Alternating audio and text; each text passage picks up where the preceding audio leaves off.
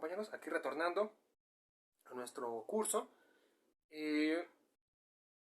Bueno, os quería presentarles aquí, antes de continuar, a una de mis tortugas. Estamos aquí en casa, ¿no? No, es que ya se fue la tortuga para allá. No, bueno, ahorita que venga se las presento. Vamos a continuar. La última vez que estuvimos hablando fue acerca de las reacciones, ¿no? Y les hice una pregunta acerca de qué identificaban, aparte de lo que ya habíamos comentado, que no habíamos explicado o que no habíamos dicho de la ecuación química, ¿sí? Y por ahí escuché voces de que unos decían, no, profesor, es que hay unas letritas, ¿no? O esas letritas, o esas minúsculas cosas que puso ahí. Bueno, esas pequeñas letritas hacen referencia al estado de agregación del compuesto, ¿sí? Es decir, si el compuesto o se encuentra en estado gaseoso, en estado sólido, en estado líquido, o bien si por ejemplo estamos hablando de un ion, si se encuentra en fase acuosa, ¿sí? Aquí estoy colocando, por ejemplo, y bueno, como debe ser, que el metano se encuentra en fase gaseosa, ¿sí? Y entonces yo por eso estoy colocando una G pequeña abajito del metano. O estoy colocando que el oxígeno, que es el oxígeno que respiramos, está en fase gaseosa, en su fase estable, y por lo tanto aparece esa G aquí, ¿sí? El CO2 generado, ¿sí? El CO2 generado, y tenemos entonces la letra G debajo del CO2, ¿sí? Y para el caso de la molécula de agua, yo le estoy colocando aquí una G. Habrá libros o profesores que les comente que el resultado de la combustión, el agua generada, es líquida, ¿sí? Y bueno, efectivamente, es líquida. Recordemos que, por ejemplo, cuando nos acercamos un cristal o un espejo a la boca, ¿sí? Y nosotros exhalamos, nosotros encontramos que se empaña, ¿no? Se empaña y vemos ese vaho que se forma. Son gotas de agua que están condensando sobre la superficie. Y entonces, bueno, ahí estamos claramente pues comprobando que el agua está en fase líquida, ¿no? Ahora, yo quiero colocar o quiero mencionarles que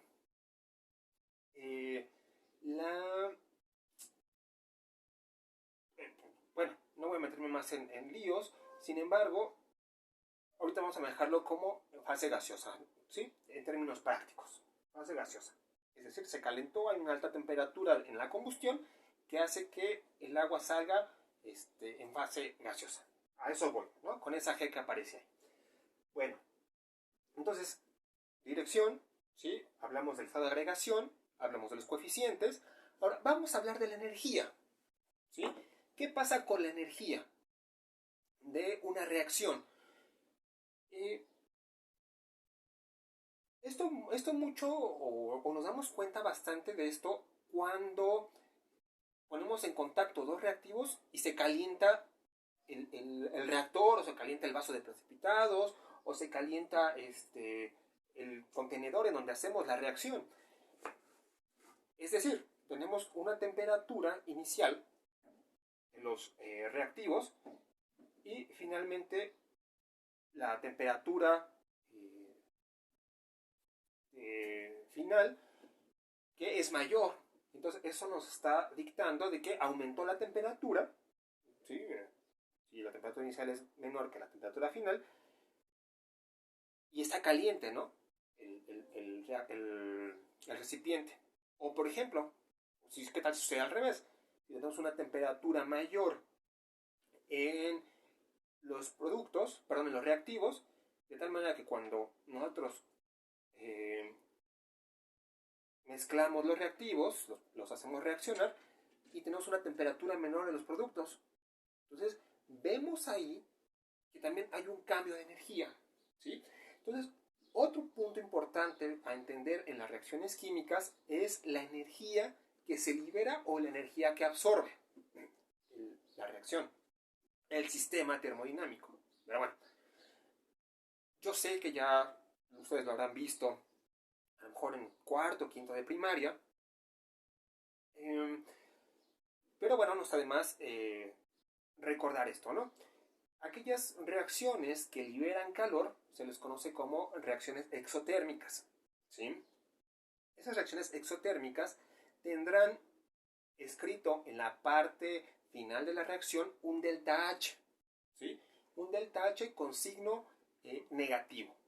¿Cómo está eso, profesor? Bueno, es decir, si yo tengo A más B, que me da C, ¿ok? Y esta reacción es exotérmica, entonces yo tengo que voy a colocar un delta H negativo, menor que 0. Por ejemplo, puede tener delta H igual a menos 10 joules. Joules por mol. Joules sobre mol. Ajá. Es menor que 0. Es negativo. Entonces, por eso yo estoy colocando delta H menor que 0. ¿Ok?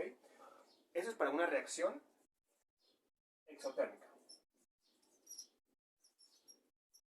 ¿Sí? Pero ¿qué pasa con los otros tipos de reacciones que les comentaba? Las reacciones endotérmicas.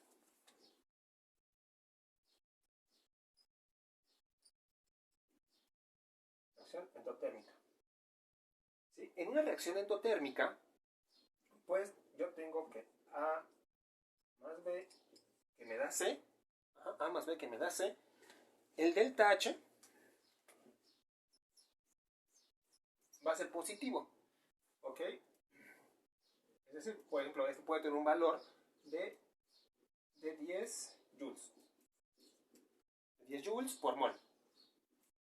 Cuando digo por mol es joules sobre mol, ¿eh? Entonces, por eso estoy diciendo que este tipo de reacciones que absorben energía, su delta H es mayor que 0. ¿Sí? Bien, nada más, ahorita aprovechando, aquí está la tortuga. Aquí también está tomando clase, igual que ustedes. ¿Sí? Y acá está su mamá. Acá está la mamá. No, no es cierto. Eso me lo regalaron. Bueno. Un ejemplo interesante o como ejemplo de una reacción exotérmica es una reacción de combustión, sin lugar a dudas. Nosotros colocamos metano, agregamos oxígeno, ¿sí? Acercamos una energía de activación, entiendes, un cerillo, ¿no? Una chispa, y nosotros tenemos entonces como resultado el CO2, el agua y una emisión de energía importante, ¿sí? Por eso es una reacción netamente exotérmica, ¿sí? También, por ejemplo, las reacciones exotérmicas, o otro ejemplo de reacción exotérmica es la mezcla de ácido ácido sulfúrico con agua. Perdón. Estos días alejados del laboratorio me han afectado, ¿no? Sí, ácido sulfúrico con agua. Es una reacción bastante peligrosa, muy exotérmica, con la que hay que tener cuidado. Y entonces cuando pues se agrega el ácido sobre el agua, con mucho cuidado, ese recipiente se calienta de manera significativa. Una vez yo llegué a medir la temperatura, ¿sí? Por ejemplo, el agua, el ácido estaba a la temperatura ambiente, 20-25 grados Celsius, y cuando los pusimos en contacto en el laboratorio, esa mezcla llegó alrededor de 70, 80 grados Celsius. Dejé de medir, pero, o sea, imagínense, ¿no? En cuestión de minutos pasamos de esa temperatura a la otra que les digo, ¿no? Entonces es claro ejemplo de una reacción exotérmica. Una reacción endotérmica, por ejemplo, me preguntará Miguel, o me preguntará Alejandra, o Diana, ¿sí? Me dirán, bueno, nosotros, una endotérmica, ¿no? ¿Cómo es? ¿Qué ejemplo podremos tener ahí? Bueno, mira, acuérdense, ¿qué hacen los heladeros para mantener la nieve en su estado, es decir, sólido, para hacer las paletitas sí, las nieves, ¿no? Ven que tiene su cubeta de madera, ¿no? Adentro tiene la madera, está el hielo y adentro está el recipiente metálico, ¿no? De acero inoxidable, y adentro del acero inoxidable está la nieve de sabor, de fresa, de limón, lo que sea, ¿no? Entonces, ¿qué hacen ellos? ¿Qué han visto que usan o qué le agregan al hielo para y por ejemplo van por la calle y van vendiendo y dices, bueno, pero ¿cómo les dura el hielo por bastante tiempo y sin usar refrigerador? ¿No? Porque dices, bueno, si está vendiendo paletas de hielo, pues necesita como una nevera o un refrigerador, pero no lo tienen. ¿Qué hace? ¿Cuál es su secreto de ellos para mantener fría la mezcla de sabor? Bueno, lo que hacen ellos es agregar sal. Agregan sal al hielo. Entonces ustedes tienen como reactivo agua sólida, más cloruro de sodio, ¿ok? Que les da, no les da otra cosa más que una solución de agua con hielo, pero a una menor temperatura que la que posee el hielo como tal. Si el hielo, por ejemplo, está a 0 grados Celsius, cuando ustedes le agregan sal, ustedes pueden llegar a -5, a -8, ¿sí? Ya en casos muy controlados, a -10, -11 grados Celsius de temperatura. Lo que aquí demuestra un ejemplo de reacción endotérmica, en donde ahora los productos están a una menor temperatura que los reactivos iniciales. Entonces, de esa manera, los heladeros, que los vemos en las calles, a las salidas de los metros, le hacen para mantener la nieve fría y, bueno, puedan venderlo, ¿no? Bueno, entonces, ¿sí? Dirección, ya dijimos los estados de agregación, ya dijimos los coeficientes, ya dijimos o hablamos acerca de la energía de las reacciones. Otra cosa de la que hay que hablar es de cómo podemos nosotros acelerar una reacción, ¿sí? No sé si hayan escuchado hablar por ahí en la calle o con sus tíos o su mamá, su papá, acerca de los catalizadores. ¿Sí? Los catalizadores son compuestos químicos que van a ayudarnos a aumentar la velocidad de una reacción, ¿sí? Un catalizador no está involucrado como tal en la reacción en el hecho de que se considere como un reactivo, ¿sí? ¿Por qué? Porque ustedes agregan el catalizador junto con los reactivos y al final lo pueden obtener, ¿sí? O lo pueden recuperar, de tal manera que no es un elemento que aparezca aquí, ¿sí? Aquí o de este lado. En la nomenclatura química o de las ecuaciones químicas, el catalizador lo van a colocar encimita de la flecha.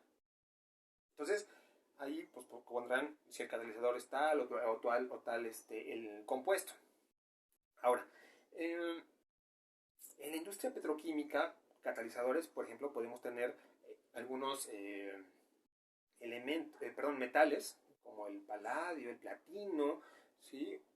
Por ejemplo, también catalizadores tenemos a las arcillas en la industria petroquímica, ¿sí?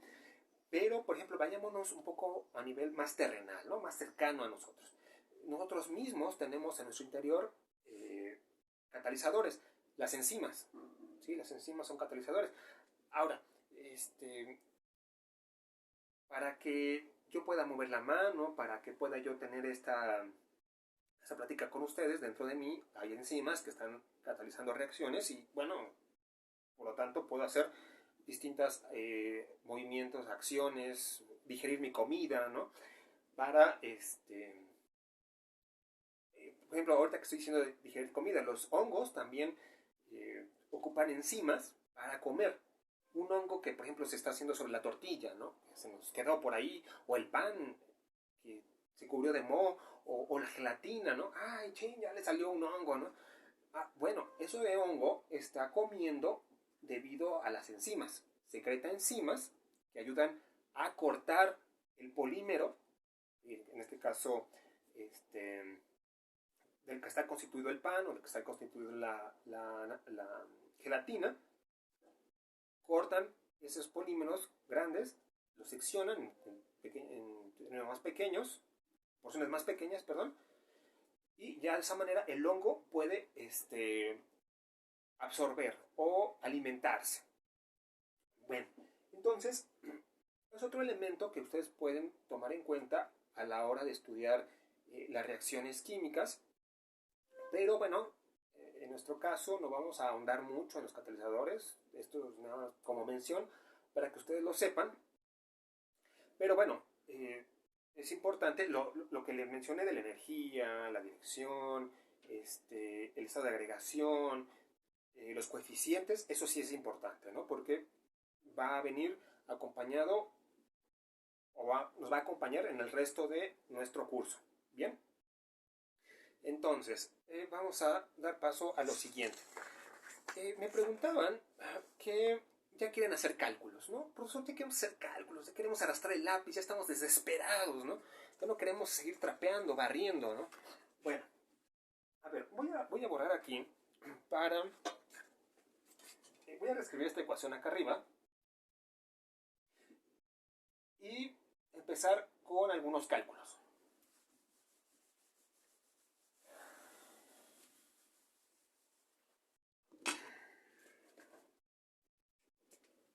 Entonces,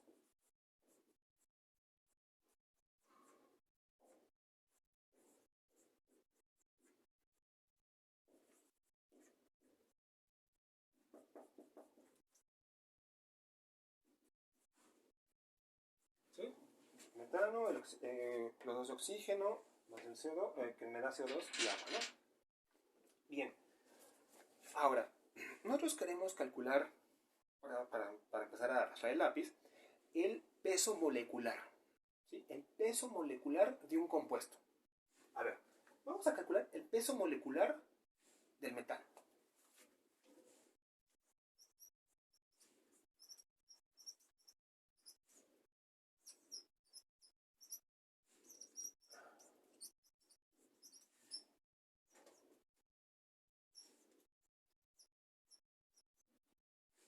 ¿Sí? El metano. Entonces, ¿cómo calculamos el peso molecular? Bien. Entonces, para calcular el peso molecular necesitamos los pesos atómicos. ¿Sí? Entonces, voy a poner aquí una expresión muy sencilla, muy general, para que recuerden cómo se tenía que hacer. ¿Sí? Entonces, el peso molecular es simplemente la suma de los pesos atómicos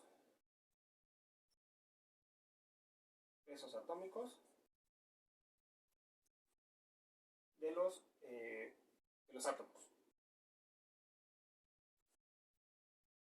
Los átomos presentes. ¿Sí? El peso molecular, repito, es la sumatoria de los pesos atómicos de los átomos presentes. Valga la redundancia, ¿no?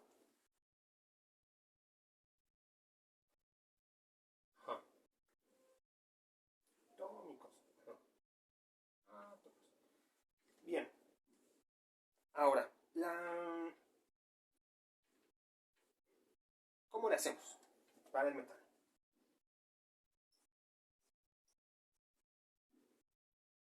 Bueno, lo que tengo que ver es ¿cuántos átomos de carbono tengo? Uno, ¿no? En el metano yo tengo uno. Entonces necesito el peso atómico del carbono. Ajá. Ahora, más 4 veces, o sea, porque tengo 4 hidrógenos, el peso atómico del hidrógeno. Peso atómico del hidrógeno. ¿Sí? Bien, entonces, lo que tienen que hacer, muchachos, y tienen que hacerlo porque tienen que saber cómo hacer el cálculo porque vienen ejercicios, ¿no? Bueno, entonces van a su tabla periódica, ¿sí? Buscan el carbono. ¿Sí? Vamos a ver. Buscan el carbono. La tabla periódica, a ver, vamos a ver, el carbono. Bien, ya está en el carbono.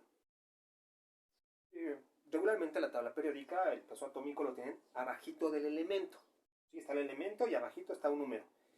Dice 12.01.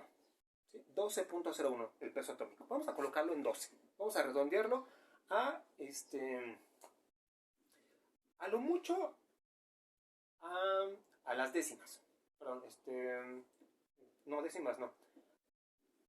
A la primera cantidad, el primer número después del punto. ¿Sí? Entonces sería 12. ¿Sí? Porque si es 12.01 y lo estamos redondeando, sería 12.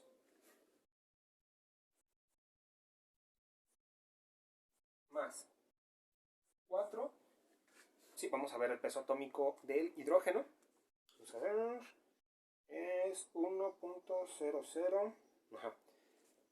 En términos también prácticos y redondeando, me queda como 1, ¿no?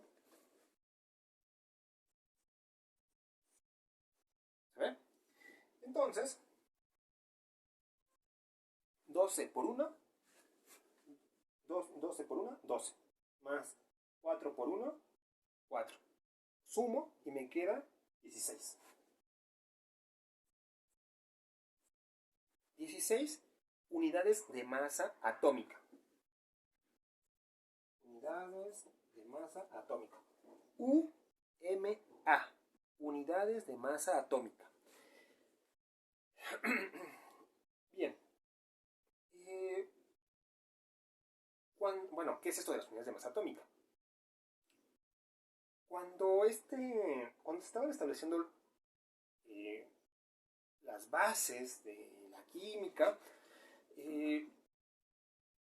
uno de los estudiosos que trabajó con cálculos químicos fue John Dalton. John Dalton, en uno de sus estudios, determinó que las unidades de masa atómica, ¿sí?, serían equivalentes a la masa del elemento sobre mol. ¿Sí? Es decir, eran equivalentes las unidades de masa atómica a la masa que tuviese ese compuesto en un mol de dicho compuesto. ¿A qué me refiero con esto? ¿O cómo lo escribo? Que 16 unidades de masa atómica vienen siendo 16 gramos sobre mol. ¿Sí? 16 gramos sobre mol. ¿Sí? Ahora, con esto que le estoy mencionando, de aquí en adelante vamos a trabajar en gramos sobre mol, el peso molecular, ¿eh? Entonces, el peso molecular del metano es 16 gramos sobre mol. ¿Ok? Bien. Vamos a hacer otro ejemplo.